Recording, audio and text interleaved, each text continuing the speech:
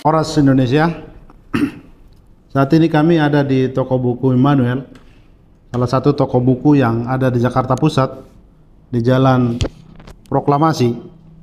Kita akan membicarakan penerbit Kristen. Di Indonesia ini banyak penerbit Kristen. Kemarin saya berinteraksi dengan teman saya sesama yang aktif di penerbit. Kita membicarakan masa depan penerbit Kristen.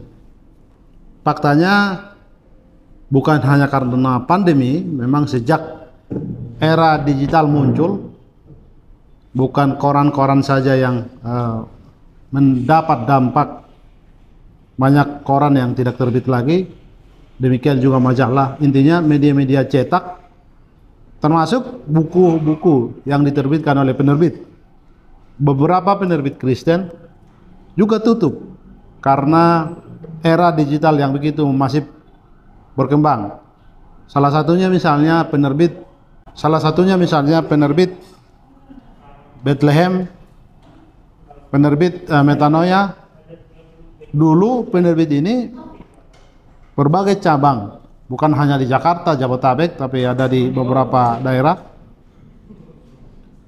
Begitu juga penerbit Bethlehem. Lalu interaksi kami ini, kami pada kesimpulan bagaimana masa depan penerbit Kristen ke depan.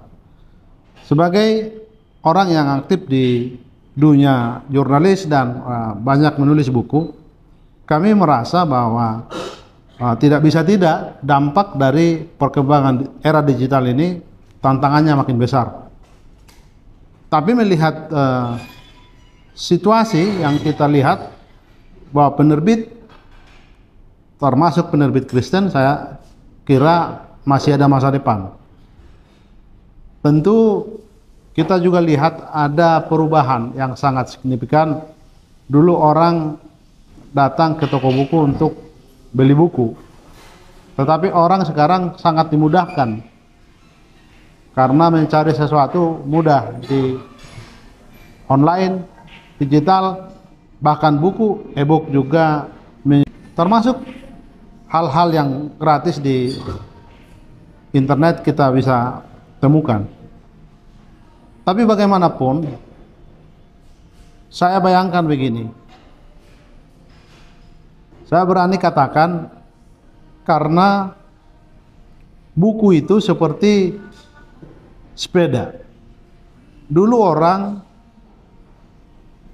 menganggap bahwa begitu ada sepeda motor, ketika sepeda menjadi salah satu kendaraan yang sangat membantu daerahnya.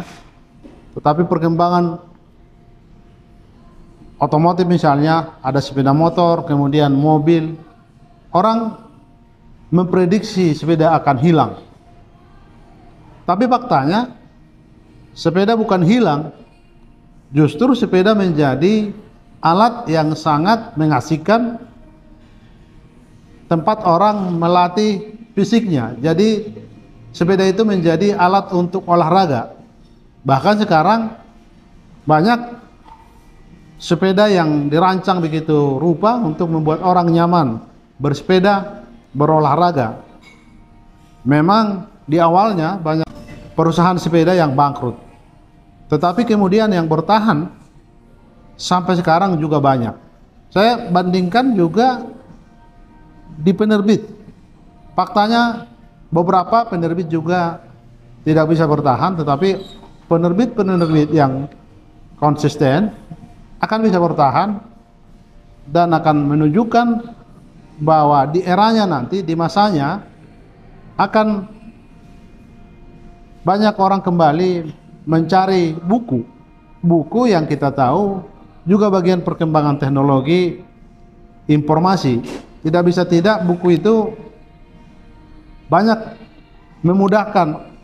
Di eranya orang mengetahui banyak hal, dan dengan buku banyak orang diberikan pemahaman.